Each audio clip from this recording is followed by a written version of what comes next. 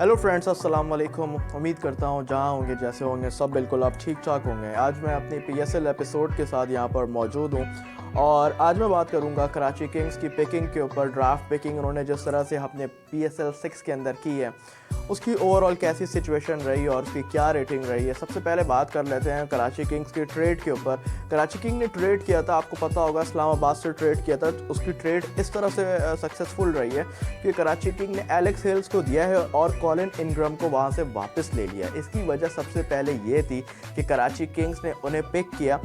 अगर उन्होंने यहाँ से ट्रेड किया है तो ट्रेड का बेनिफिट भी उन्हें मिला है, ठीक है, और एलेक्स हेल्स को दे दिया, कॉलिन इनग्रम को ले लिया। वजह ये थी कि डायमंड्स की जो दोनों पिकिंग थी उनकी फर्स्ट ऑप्शन में कराची किंग्स ने अपने पास रिटेन कर लिया, ठीक है।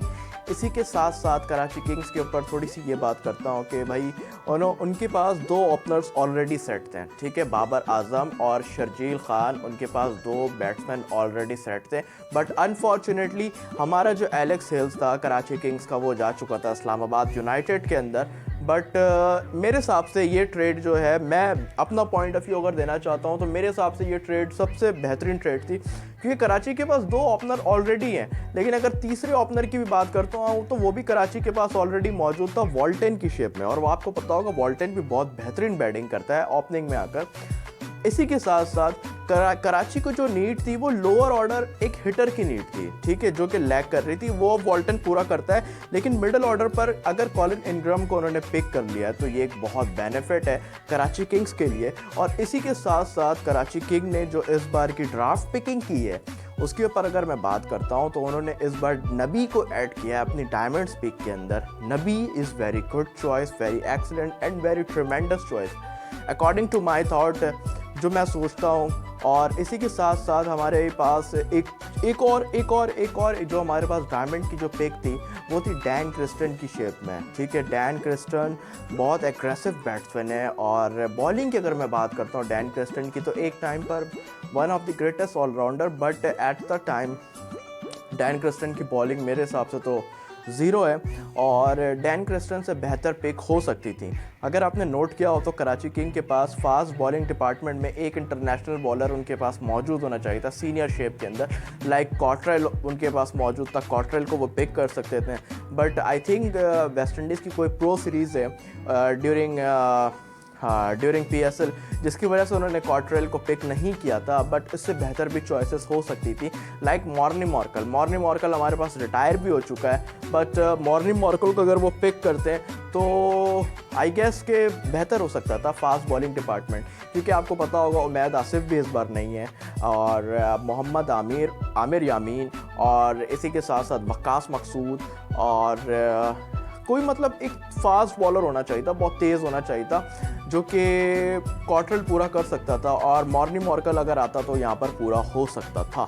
बट अनफॉर्चुनेटली डैन क्रिस्टन से बेहतर पिक मैं समझता हूँ कि हो सकती थी, लेकिन अनफॉर्चुनेटली कराची किंग्स ने यहाँ पर नहीं किया। तो ओवरऑल ये तो कराची की एक छोटी सी समरी थी। इसी के साथ साथ इमर्जिंग कैटेगरी में बात करते हैं तो इमर्जिंग कैटेगरी में कासिम अकरम कराची किंग ने बहुत आउटस्टैंडिंग चूज़ किया। कासिम अकरम एक्चुअली ऑफ स्पिनर है और बैटिंग भी कर लेता है, बड़े बड़े हिट्स भी लगा लेता है और कायदे आज़म ट्रॉफी में उसने बहुत आउटस्टैंडिंग खेला था, बहुत आउटस्टैंडिंग उसने परफॉर्म की थी और इसी वजह से कराची ने कासिम अकरम को पिक किया था। इवन काफ़ी एनालिस्ट जो थे वो कासिम अकरम को रेकमेंड कर रहे थे दूसरे टीमों के लिए, बट कराची ने यहाँ पर इमर्जिंग में जो अपनी पिकिंग की है वो बहुत आउटस्टैंडिंग थी।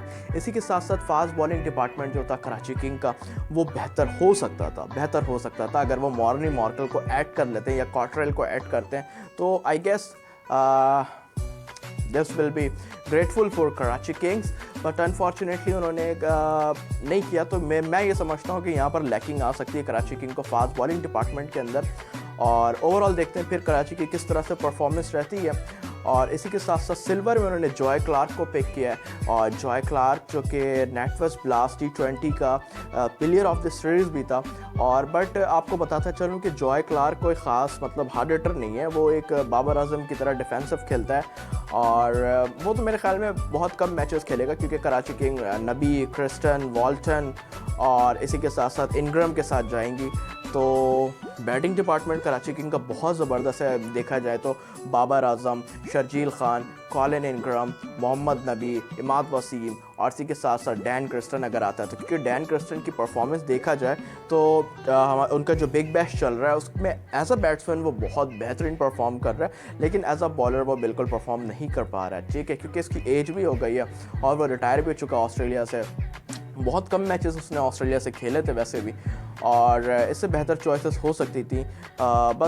मैं कराची की पिक्स ड्राफ्ट पिकिंग के ऊपर अगर मैं इसकी रेटिंग करता हूँ तो कराची किंग की ड्राफ्ट पिकिंग मेरे डैन क्रिस्टन से बेहतर पिक हो सकती थी कराची किंग के पास, तो अनफॉर्चुनेटली उन्होंने नहीं किया। और देख लेते हैं फिर क्या होता है, और इससे बेहतर चॉइसेस अगर वो चाहते हैं तो एक फास्ट बॉलर को पिक कर सकते थे, क्योंकि उनका जो लास्ट टाइम अगर आपने नोट किया क्रिस जॉर्डन जो था उसने बहुत बेहतरीन परफॉर्म किया था कराची किंग की तरफ से। ओवरऑल ये मेरी रेटिंग थी, आप क्या समझते हैं आप मुझे अपने कमेंट्स में बताएं, और अगर आपको ये वीडियो पसंद आई हो तो please do subscribe my channel और अपने दोस्तों के साथ भी इस लिंक को शेयर कीजिएगा। Thank you so much. Allah नेगेबान, अल्लाह हाफिज़।